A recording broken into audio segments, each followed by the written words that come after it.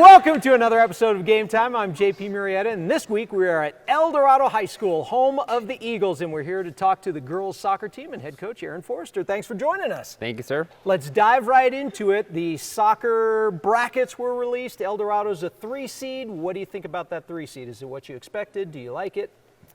We're happy with it. We were hoping to be 3 or 4, so we're pretty content with being where we are. Well, with that number 3 seed, you get the first round bye. Do you like that first round bye? Some coaches don't like the week off. They like to keep the train moving. Others do.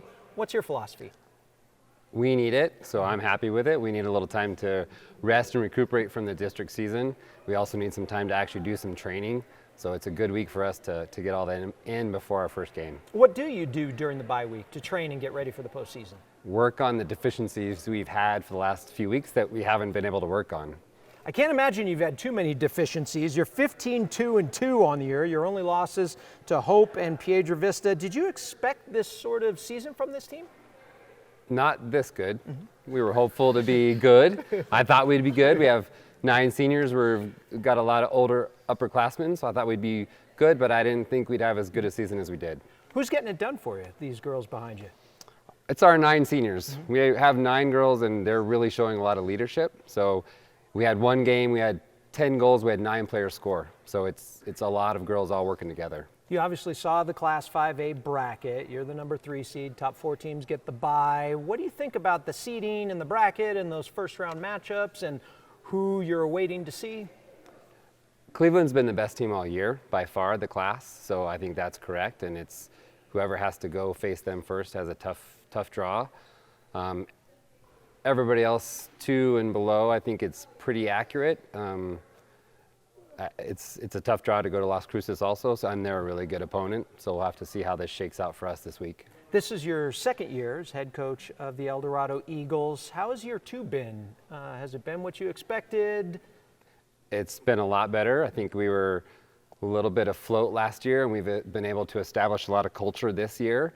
A lot of norms, a lot of girls returning. We only have 4 new girls on the team this year, so all the returning players, it's helped us really get to where we want to go.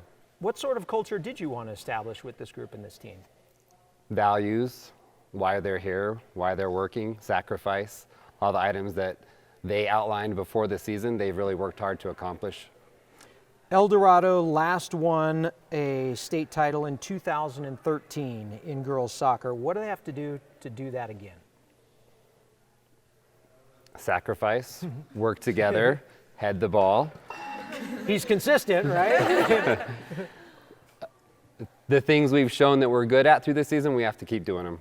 You have 12 shutouts this year, if I'm not mistaken. Has this team been tested and ready for the postseason? Yeah, the 2 games that, we've had La Cueva twice the last few weeks. Sandia, man down, really came through on that one. We have a good back line, a very good keeper. So that's really been really huge for us to have those shutouts. And lastly, going into the postseason, you have that bye, but before you get to your quarterfinal opponent, what's the key? And what's the attitude of the girls? Are they confident? Are they excited? I think what you just said, the key this week is keep it not hard, keep it going, keep their confidence up, have a little fun, refine the small things we need to fix so that we know what we need to do going into our game Friday. All right, well, ladies, keep it going, confident, and fun. Can you do that? Yes. All right, well, thanks for joining us this week. Thank you. Good luck, ladies, in the postseason. We'll be back with more Game Time after this. Are you living the life of an athlete? The New Mexico Activities Association brings you Life of an Athlete, a resource for students, educators, and parents to understand the challenges students face. Athletes, 1 night of drinking will negatively affect your athletic performance for 2 weeks, and athletes who drink or do drugs are twice as likely to get injured. Alcohol's effects can reduce a high school athlete's potential by as much as 20 to 30%. Are you living the life of an athlete? Log on to the website to find out today.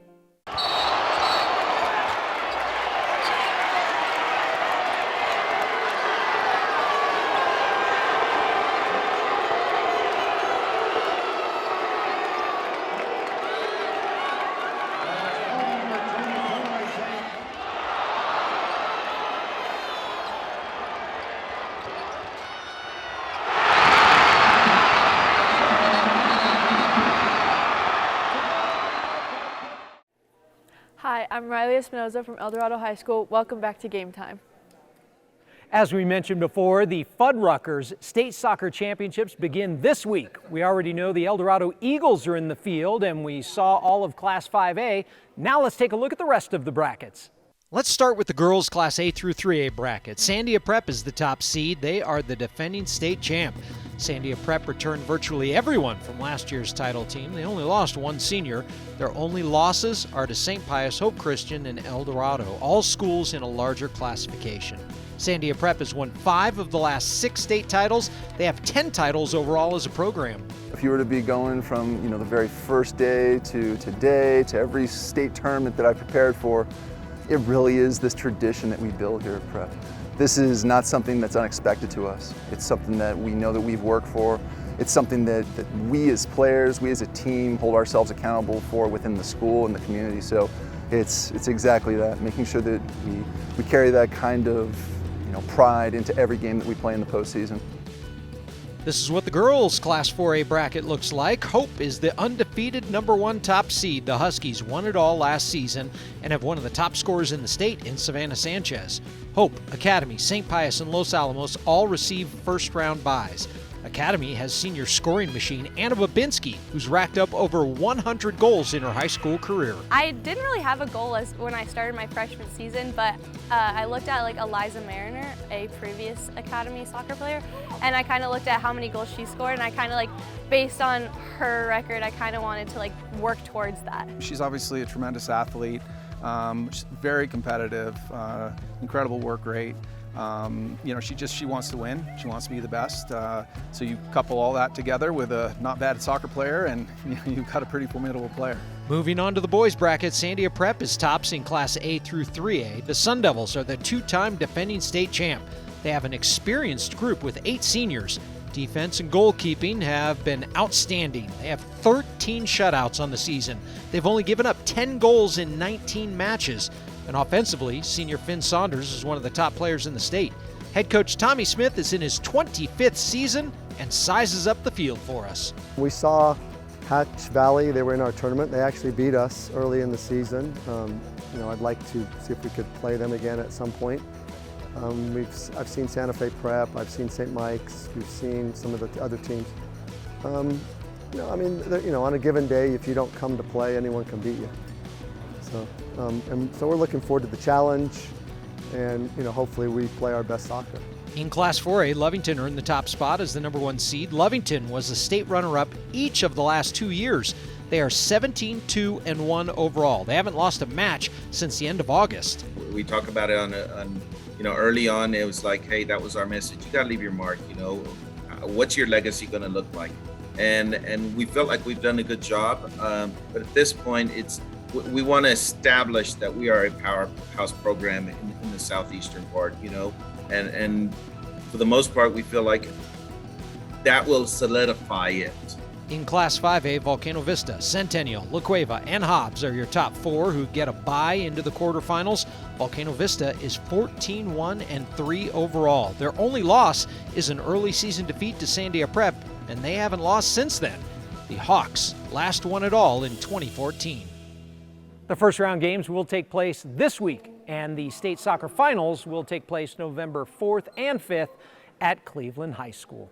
The high school football regular season wraps up this week for most teams. The playoffs are almost here. Let's take a look back at last week's action.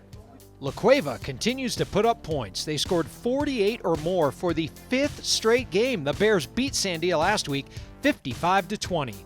Farmington pulled away from Eldorado in the second half to beat the Eagles 45-21, setting up a showdown this week between the Scorpions and the Bears. Volcano Vista racked up over 500 yards of total offense in their 34-22 win over Rio Rancho. The Hawks wrap up the regular season against Atrisco Heritage this week. Carlsbad pounded out over 250 yards rushing and beat Las Cruces 21-7. Carlsbad is 5-4 and will host Hobbs this week. Look out for Los Alamos. The Hilltoppers took down Valley 35-15. They started the game with a touchdown on the opening kickoff.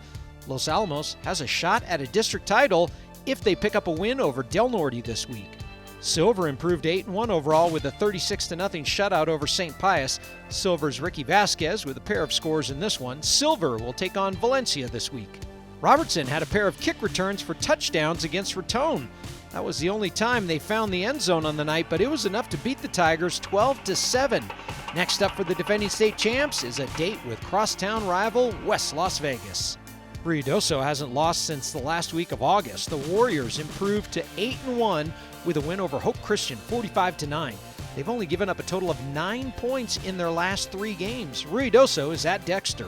Moriarty is now 7-2 on the season after taking down Espanola Valley 62-28. The Pintos are at Taos this Friday. The Portales Rams picked up another home win, beating Bernalillo 50-6. Portales improved to 8-1 overall. Paxton Culpepper threw for over 250 yards and 3 scores. Estancia took on Tularosa, and the Bears beat their opponent by 20. Estancia with a 48-28 win over Tularosa. Estancia wraps up the regular season hosting Capitan. In 8-man football, Manal clinched a district title with a 26-20 win over Legacy Academy. More in the 8-man and 6-man playoff brackets coming up. But first, here's a look at the latest Max Preps football polls heading into the final week.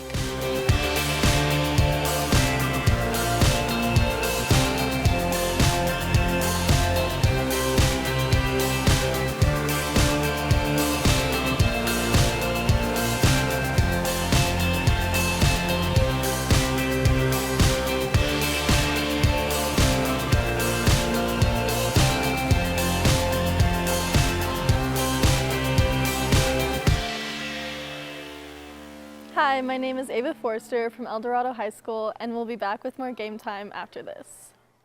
We wanted to take this opportunity to remind you, if you haven't already, make sure to download the NMAA 24/7 app. It's free, and free is cheap. Chances are likely you have a phone in your possession right now, so go to the App Store or Google Play and download the free NMAA 24/7 app. It's the best place to find schedules, scores, highlights, and follow your school all year. And here's the best part, we will have giveaways all throughout the year. You will be registered to win just by downloading the app and signing up. We will have prizes from Dick's Sporting Goods, Dion, Sonic, tournament pass giveaways, free tickets, and much more. You like free stuff? Then download the NMAA 24/7 app. The best place to find tournament brackets? The NMAA 24/7 app. The easiest way to find out when your team is playing next? The NMAA 24/7 app. Where can you go to find out the final score you're looking for? The NMAA 24/7 app. It's all in one place. The NMAA 24/7 app. So go to the App Store or Google Play and download the free NMAA 24/7 app.